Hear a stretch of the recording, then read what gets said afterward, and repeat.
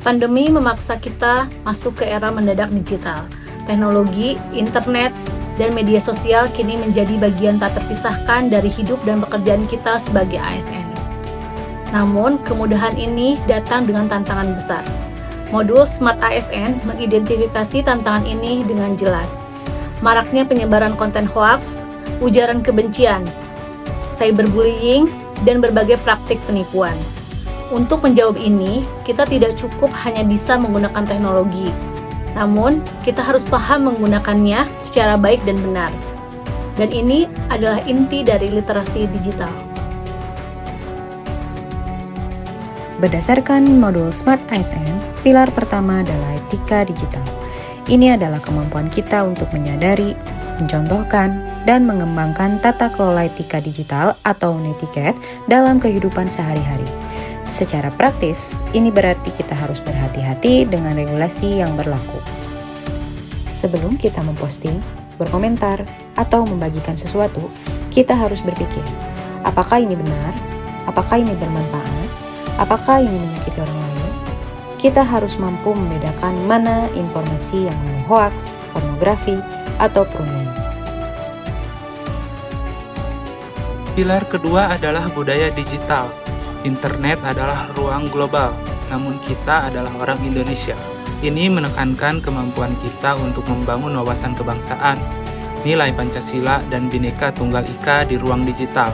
Artinya, kita wajib menggunakan bahasa Indonesia yang baik dan benar dalam komunikasi, serta mempromosikan nilai-nilai luhur bangsa.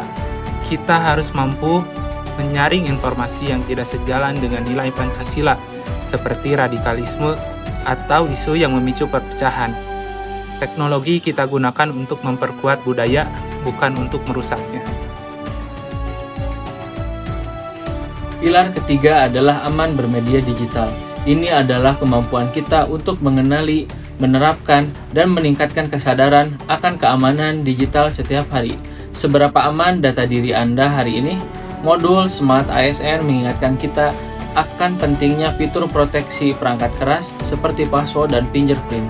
Kita harus tahu cara memproteksi identitas digital kita, waspada terhadap penipuan atau scam dan phishing, serta selalu sadar bahwa kita memiliki rekam jejak digital yang tidak bisa hilang. Pilar keempat dan yang paling fundamental adalah cakap bermedia digital.